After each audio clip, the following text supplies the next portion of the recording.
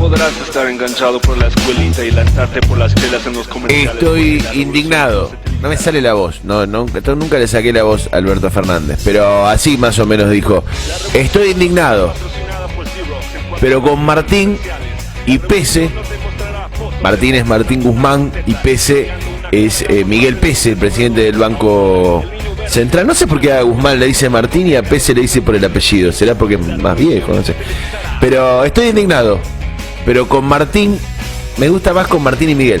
Con pensar lo que lo dijo Alberto Fernández. Sí. Con Martín y Miguel vamos a poner las cosas en orden. Esto prometía hace algunas semanas el presidente Alberto, Miguel, Martín, Alberto, en torno a los bancos, en torno a lo que estaba pasando con los bancos. Necesitamos que los bancos trabajen de bancos, decía Alberto Fernández, y dejen de hacer negocios prestando plata al Banco Central. Si quieren financiar al Estado, que lo hagan con la obra pública, pero no con las LELIC, por las que cobran una tasa exorbitante y después pagan apenas un 24% un plazo fijo. Esto decía Alberto Fernández la semana pasada ante el reclamo que comienza a generalizarse entre el mundo de la producción, entre los industriales, entre las pequeñas y medianas empresas, en torno al rol de las entidades financieras en la Argentina en este momento de pandemia, en este momento de emergencia. Hicimos todo para que los bancos entiendan que este no es un momento para ganar, sino para apoyar. Pero no entienden, dice Alberto Fernández.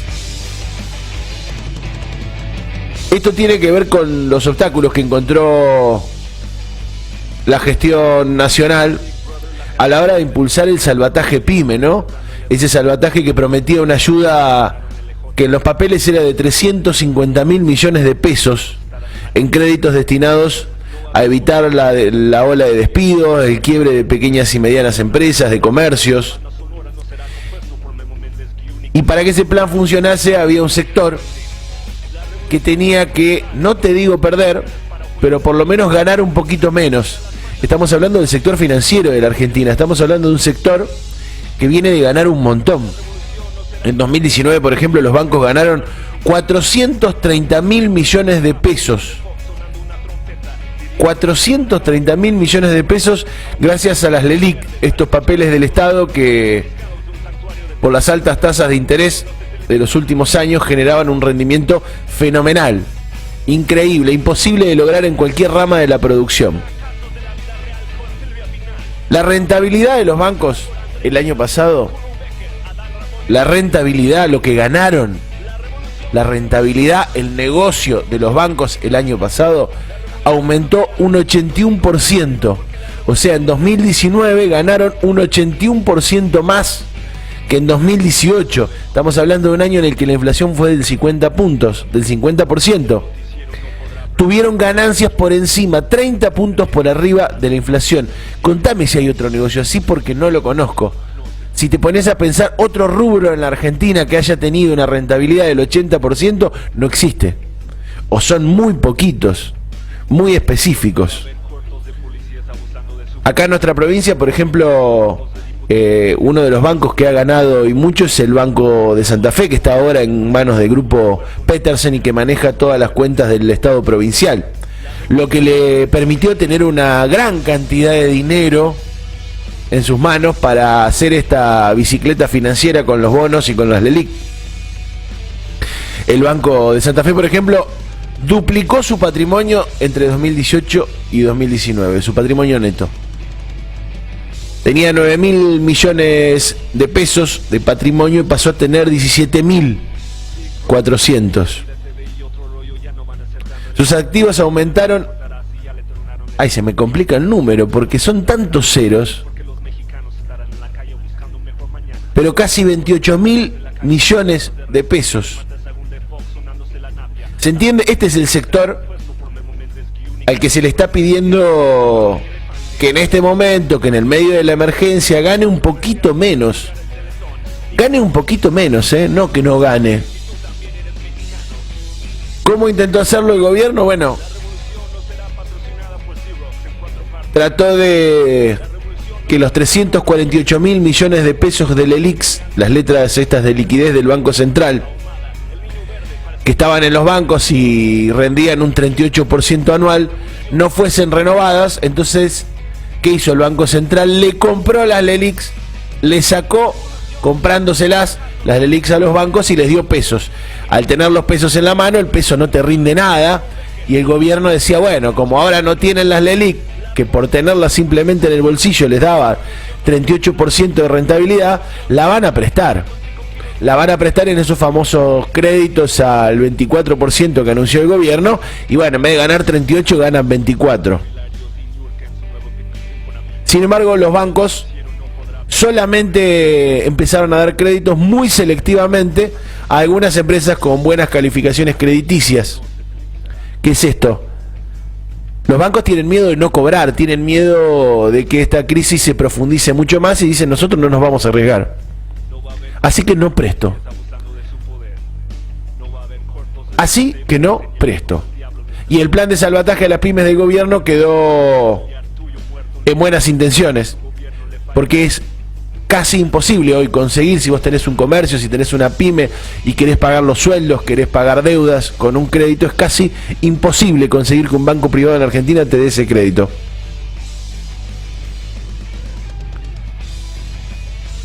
Entonces, ¿qué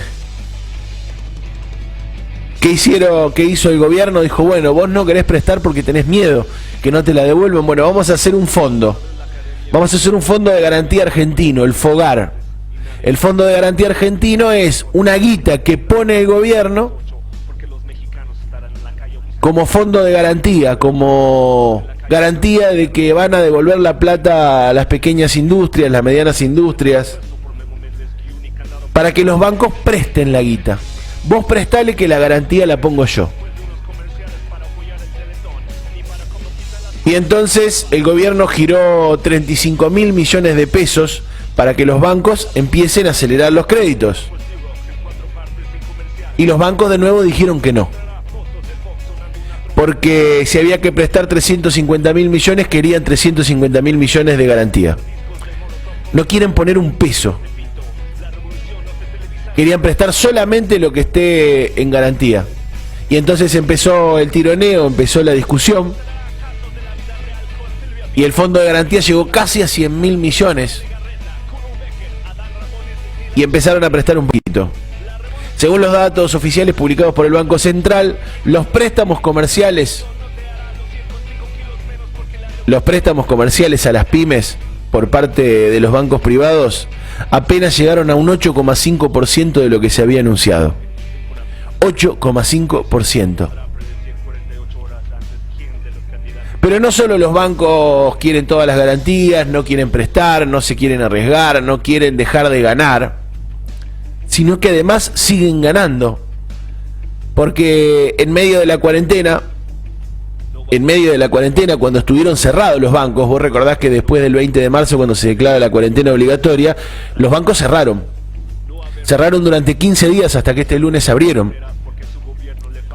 Mientras estuvieron cerrados, no renovaron los plazos fijos, o se renovaron automáticamente, con lo cual no hubo pagos mientras tanto de los plazos fijos que estaban vencidos. Hasta que no se renovaran, el banco estaba cerrado, vos no lo podías renovar, no hubo pagos. ¿Sabés cuánto ganaron en esa operación? ¿Sabés cuánto ganaron los bancos en esa operación de los 15 días cerrados? Digo ganaron porque en realidad es lo que perdieron de ganar los ahorristas, lo que no cobraron los ahorristas. 956 millones de pesos, casi 1.000 millones de pesos ganaron los bancos con 15 días de cuarentena obligatoria. No solo no perdieron, no solo no prestan, sino que están ganando. Y en el medio de la crisis económica que se va profundizando, empieza la preocupación por la emisión monetaria, por la maquinita, por darle a la maquinita de fabricar billetes, que eso nunca ha sido la mejor manera de resolver las cosas, pero el gobierno en este momento, sin una fuente de financiamiento real, le da a la maquinita. Y uno escucha a todos los economistas liberales preocupados por la maquinita. Y hay que estar un poco preocupados. La base monetaria creció casi un 35%. Pero ¿sabés para qué emitió en su gran mayoría el gobierno? Para intentar forzar a los bancos a prestar la plata. El gobierno emitió 185.000 millones para financiar al Tesoro, pero emitió otros 360.000 millones de pesos para comprarle las LELIQs a los bancos. Para intentar que comprando las LELIQs y llenando los bancos de pesos, los bancos optaran por prestarle plata a la gente y plata al circuito productivo. ¿Y sabés qué pasó? No lo hicieron. Nos quedamos con las consecuencias de la emisión monetaria y los bancos no prestan. Nos quedamos con las consecuencias de la renovación, de la no renovación de los créditos y los plazos fijos, y los bancos no prestan. Y el gobierno entra en un círculo en el cual no tiene una fuente de financiamiento. En el medio de eso, por supuesto, hubo algunos proyectos para intentar que los bancos cambiaran la actitud. Esta actitud que uno a veces dice, bueno, entiendo la corrección política del presidente, pero cuando el presidente dice hicimos todo para que los bancos entiendan que es un momento no para ganar, sino para apoyar, pero no entienden, uno dice, bueno, me imagino que lo estás diciendo de forma irónica, Alberto. Porque entienden y un montón. Y entienden que ellos nunca pierden. Que son el sector, uno de los sectores que siempre gana en la Argentina. Decía algunos proyectos como el del Senado argentino, de senadores del Frente de Todos, intentan meterle alguna presión al Banco Central para que le meta presión a los bancos, porque la verdad que esperar que los bancos sean solidarios es como esperar, como dice el dicho, que algún olmo empiecen a crecerle peras. Por ahí habría que hacer como hizo el gobernador de La Pampa esta semana.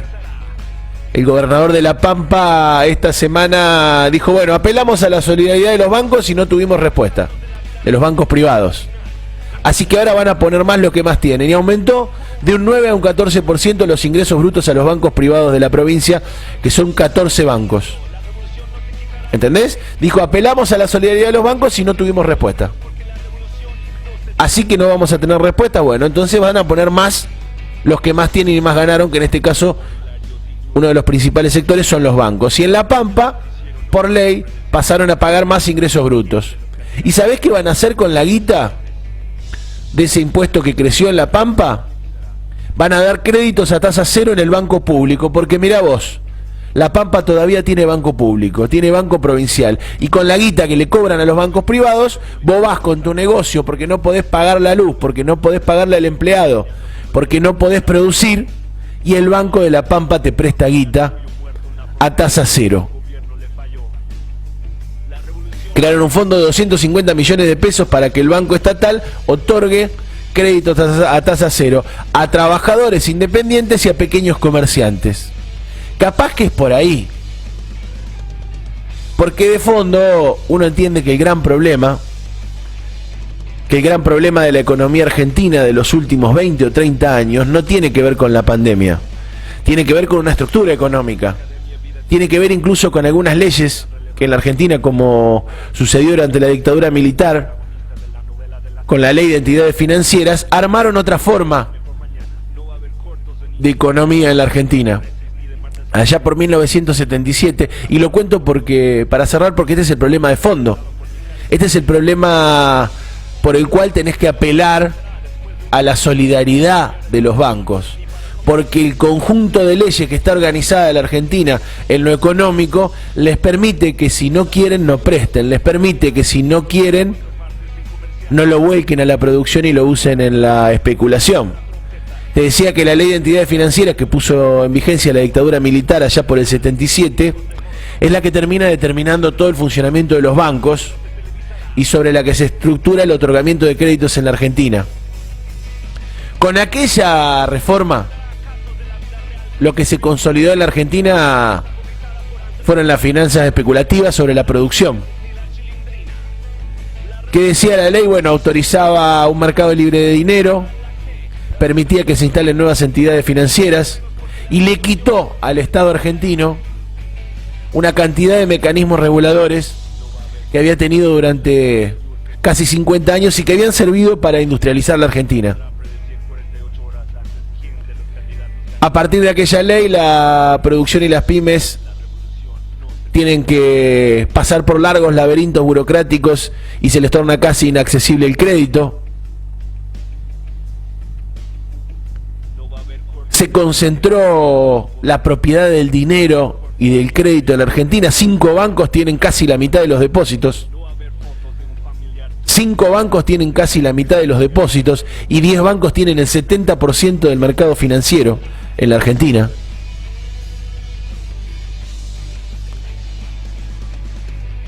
Se alteró todo el funcionamiento de la economía y el sector financiero comenzó a quedarse con todos los excedentes económicos que se generaron. Y empezó a dominar toda la dinámica de acumulación en el país. La guita no fue más a la inversión productiva. La guita fue mayormente a generar guita con guita, a la especulación. Te decía, se concentraron, había 725 entidades financieras antes de esta ley de 1977. Había 400 cooperativas de crédito, 110 bancos comerciales, había bancos hipotecarios, bancos de desarrollo, Caja Nacional de Ahorro y Seguro. Después de esta ley, hoy solo funcionan 78 entidades financieras, de las cuales casi todas, 63 son bancos. Y te decía, 10 de esos bancos controlan el 70% del mercado financiero.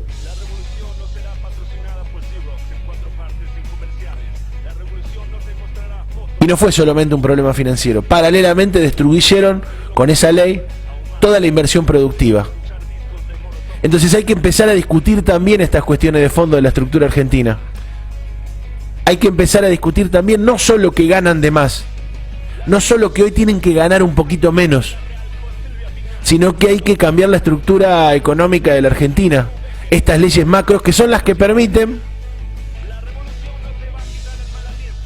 que estemos a merced de los bancos, que estemos a merced de las entidades financieras privadas, la mayoría con casas matrices afuera, que incluso en un momento como este, que incluso en un momento de pandemia mundial, te digo, uno piensa, ¿habrá otro momento en el que puedan demostrar que son parte de la sociedad, que son parte de la comunidad, que tienen intereses comunes, como dicen sus publicidades, sus propagandas? ¿Habrá otro momento en la historia como este, en la pandemia? No sé, el día que invadan los extraterrestres.